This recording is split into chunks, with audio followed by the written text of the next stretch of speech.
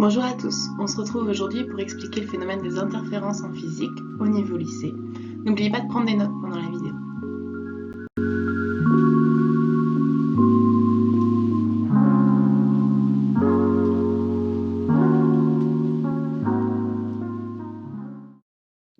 Donc les interférences sont un phénomène physique qui apparaît sous certaines conditions particulières. On va commencer par expliquer ces conditions nécessaires pour obtenir le phénomène. Ensuite, on va se positionner à des points de l'espace où on a interférence constructive, puis des points de l'espace où on a interférence destructive, et ensuite, globalement, on va voir la figure d'interférence faite dans tout l'espace. La troisième partie, on va s'intéresser à différents types d'ondes et à des phénomènes du coup visibles qui peuvent avoir des conditions particulières selon le type d'onde auquel on a affaire. Donc la condition nécessaire, c'est qu'il faut qu'on soit à un point de l'espace où deux sources d'ondes arrivent et se superposent, et il faut que ces deux sources soient synchrones. Des sources synchrones, ça veut dire qu'elles vibrent à la même fréquence, donc comme on est dans le même milieu, on a la même longueur d'onde, et il faut aussi que la phase initiale soit la même. À ce moment-là, si ces deux conditions sont réunies, on a des ondes aux sources qui sont synchrones, et donc dans le temps, elles vont vibrer ensemble. Cette condition-là, c'est la condition sans laquelle on ne peut pas observer d'interférence. Donc maintenant, on va se positionner à différents points de l'espace qu'on va appeler nos points P. Et à ces points de l'espace, nos deux sources arrivent. Et donc ce qui va nous intéresser, c'est la différence de chemin que chacune des ondes provenant de chacune des sources doit parcourir. C'est pour ça qu'on établit la différence de marche, delta, qui est la différence entre le chemin que met l'onde depuis la source 2, S2, jusqu'au point P, S de P, moins le chemin que doit parcourir la première onde depuis S1 jusqu'à P. Comme on est en onde, on peut aussi établir le déphasage. La phase, c'est là où on en est dans la vibration de notre onde. Et donc le déphasage, c'est la différence de phase entre nos deux ondes. Et donc c'est 2π fois la différence de marche divisé par lambda. Si on est à des points de l'espace où on a interférence constructive, à ce moment-là, les deux ondes arrivent à notre point P de l'espace avec le même état de vibration. Ce qui veut dire qu'au cours du temps, elles vont conserver le fait d'être en phase. Et donc au cours du temps, à chaque instant, les ondes vont être toutes les deux au même point d'amplitude, au même état de vibration. Donc cette phase, donc le fait que les deux ondes soient en phase, va être conservé au cours du temps pour notre point P. La conséquence, c'est que lorsque l'une des ondes arrive avec un maximum d'amplitude, l'autre est également maximale, et donc la superposition des deux va nous donner une onde 2 fois plus grande, donc avec 2 fois plus d'amplitude. Lorsque l'une est minimale, l'autre aussi, et donc on va avoir une amplitude négative 2 fois plus grande. Lorsque l'une est à 0, l'autre aussi, et donc à ce moment-là, la superposition de nos deux ondes va nous donner à notre point P de l'espace où on a interférence constructive, une onde avec la même fréquence, mais 2 fois plus grande, donc une amplitude 2 fois plus grande. Les points de l'espace où on a interférence constructive, il faut que nos deux ondes arrivent, donc on l'a dit, en phase, c'est-à-dire qu'elles doivent arriver soit avec le même chemin entre S1, S2 et notre point P, soit avec un décalage qui est un nombre de fois entier lambda. Et donc à ce moment-là, nos ondes arrivent au même état de vibration au point P. Pour ce qui est du déphasage, on peut récupérer la formule de déphasage à partir de la formule que je vous ai donnée dans la diapo précédente. Il faut que ce soit un nombre de fois entier de π. Et donc à ce moment-là, nos deux ondes arrivent au point P dans le même état de vibration et elles vont conserver ce même état de vibration. Ensemble, elles vont vibrer au cours du temps avec toujours le même état de vibration. Pour ce qui est des interférences destructives, ici on est à un point de l'espace où les ondes arrivent en opposition de phase. Et donc au cours du temps, l'opposition de phase va être conservée. Ce qui veut dire qu'à chaque instant, si l'une est maximale, l'autre est minimale. Si l'une est minimale, l'autre est maximale. Ce qui va se passer, c'est que sur ces points de l'espace où on a interférence destructive, la superposition de nos deux ondes va nous donner toujours 0. Et donc, on est dans un point de l'espace où la superposition de nos deux ondes va former une onde qui est nulle. Donc on n'aura jamais de vibration à cet endroit-là. Où sont les points où on a interférence destructive? Il faut que nos deux ondes arrivent de chacune des sources avec une opposition de phase. Donc il faut qu'on ait un nombre de fois demi-entier de lambda. Et donc c'est 1 demi de lambda, ou 3 demi de lambda, ou 5 demi lambda, et à ce moment-là, les ondes arrivent au point P, toujours en opposition de phase. Pour ce qui est du déphasage, ici, il faut qu'on soit un demi-fois de pi, donc c'est-à-dire soit pi, soit 3pi, soit 5pi. Et à ce moment-là, les ondes arrivent au point P de l'espace, toujours en opposition de phase, et elles vont conserver cette opposition de phase au cours du temps. La conséquence dans tout l'espace, vu qu'on a dit que nos interférences constructives ou destructives dépendaient seulement de la position, au cours du temps, si on ne change pas la position de nos sources, on va toujours avoir les mêmes zones où on a interférence destructive, les mêmes zones où on a interférence constructive. Maintenant, selon le type d'onde auquel on a affaire, les conséquences et les caractéristiques du phénomène d'interférence vont être différents. Le premier exemple, c'est avec les ondes électromagnétiques, par exemple les ondes radio. Si on a ici un émetteur radio qui envoie une onde radio jusqu'à un récepteur représenté ici par le petit bonhomme, on a un chemin parcouru par l'onde qui est le chemin direct et un deuxième chemin, donc les deux ondes partent en même temps du même point. Elles sont synchrones au départ, mais le deuxième chemin, on va aller verticalement, on va se réfléchir sur l'ionosphère et on va redescendre jusqu'à notre récepteur. Ce qui veut dire que nos deux ondes émises du même point en même temps vont parcourir deux chemins différents et donc on va pouvoir avoir des interférences.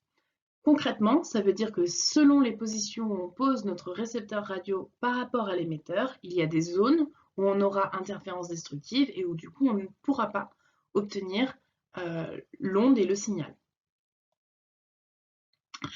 Dans les ondes sonores, le principe des interférences est très utilisé maintenant dans ce qu'on appelle les casques à réduction active de bruit.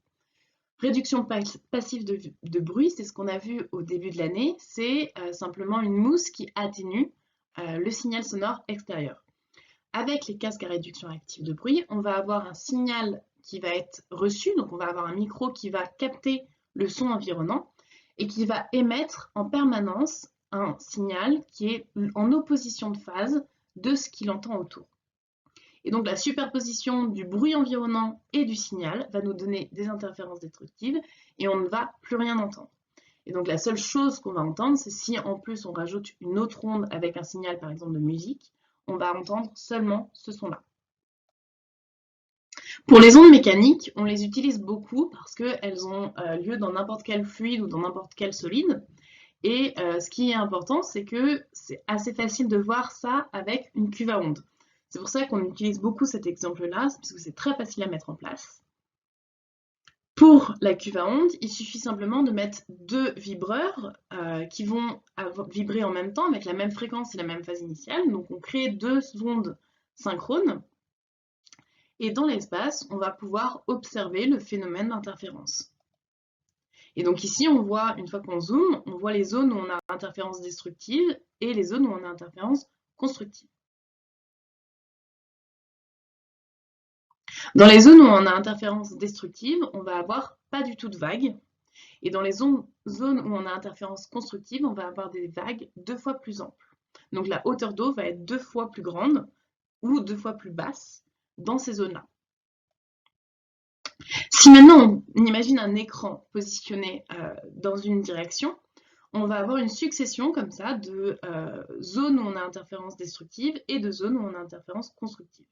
Et donc on va voir, comme ça au fur et à mesure de l'espace, dans une direction, on va avoir des points qui ne bougent pas, où les vibrations restent nulles, où on n'a pas de vagues, et donc ces points n'évoluent pas au cours du temps, et des zones où on a interférence constructive, et les vagues sont soit 2 fois plus hautes, soit 2 fois plus basses que les vagues initiales de chacune des sources.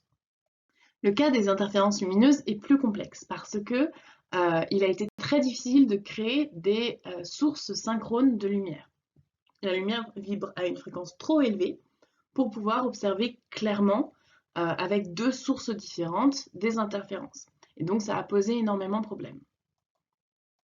C'est Thomas Young au XIXe siècle qui va réussir à trouver la solution des interférences lumineuses et à pouvoir les observer pour la première fois. Ce qu'il a fait, c'est qu'il a pris des fentes, donc ce qu'on appelle maintenant les fentes Young. C'est deux petites fentes, et donc on va avoir une lumière au départ, une première source de lumière, et la lumière va passer au travers de ces deux petites fentes.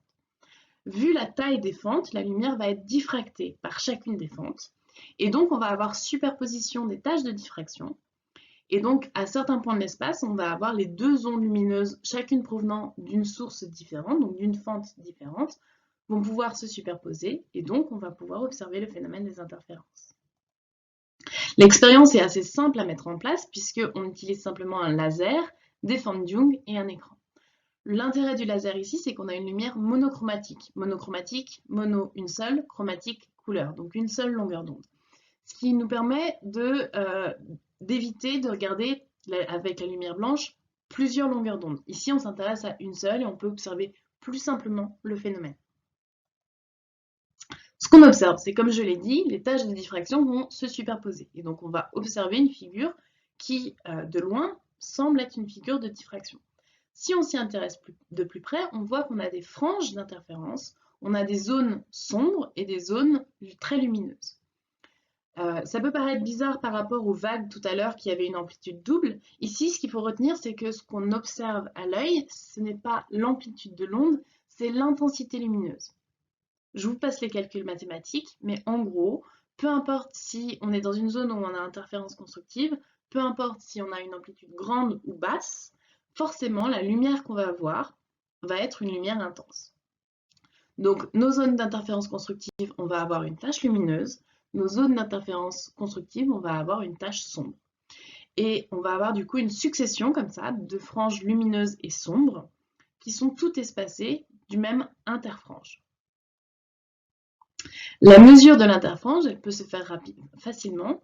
Il suffit de prendre une règle, de mesurer la distance entre par exemple 10 interfranges et de diviser par 10, ce qui nous donne la distance entre deux franges sombres.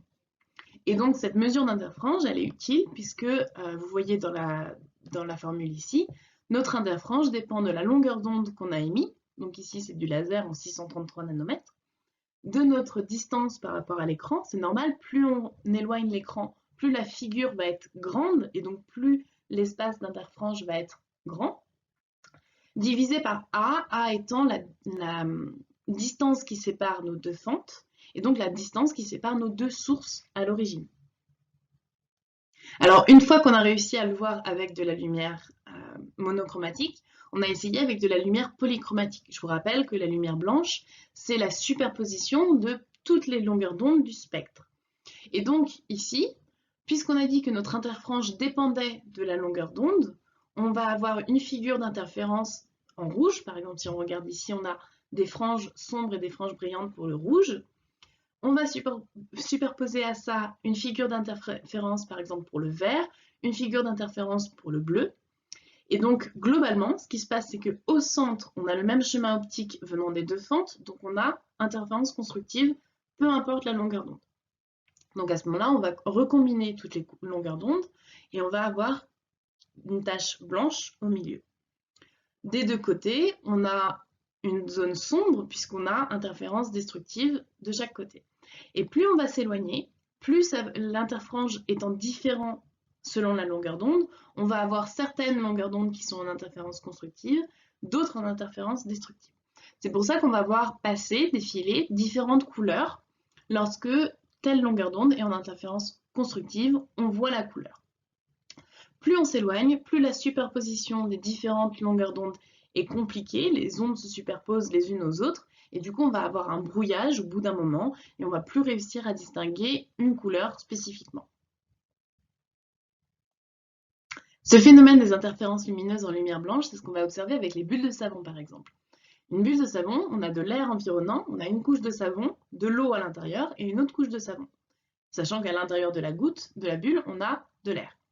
Et donc l'épaisseur d'eau va être différente en fait, selon la géométrie de la bulle, l'épaisseur d'eau va être différente. Et on va aussi avoir des mouvements, comme on peut le voir ici, on va avoir des mouvements de l'eau à l'intérieur de la bulle de savon. Tout ça pour dire qu'au final, on va avoir une épaisseur du milieu qui va être différente. Et donc la lumière va créer des interférences dans notre bulle de savon. Ce qui veut dire qu'on va pouvoir observer du coup ces différentes couleurs selon aussi l'angle auquel on se positionne. Certaines longueurs d'onde vont être en interférence constructive, d'autres longueurs d'onde vont être en interférence destructive et on va observer ces très jolies couleurs sur nos bulles de savon. Voilà, c'est tout pour l'explication du phénomène d'interférence. Les formules sont à comprendre, à connaître. C'est surtout le plus important, c'est de comprendre le phénomène et ce qui se passe. Et n'oubliez pas que plus vous refaites des exercices et plus ce sera facile puisque les exercices sont toujours finalement les mêmes et construits de la même façon. Donc n'hésitez pas à faire et à refaire des exercices jusqu'à ce que la méthode rentre. Bonne journée à tous!